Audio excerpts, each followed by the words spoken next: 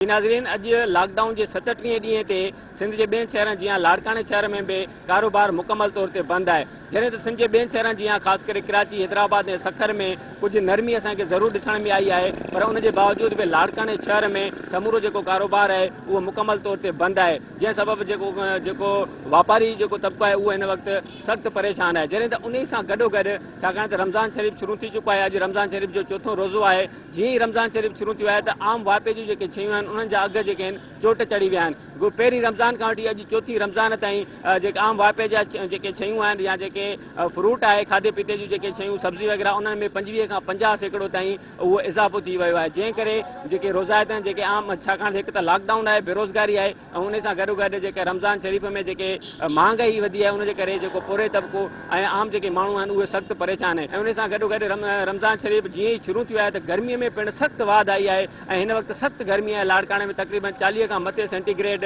उहो हिन वक़्तु रिकॉर्ड कयो वियो आहे। त उनजे बावजूद भी लोड शेडिंग पिणु वधाई वई आहे।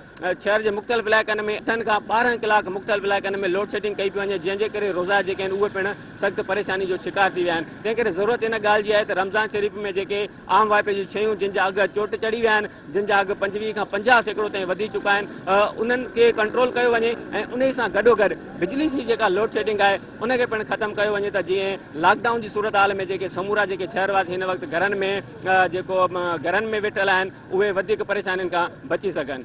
जी।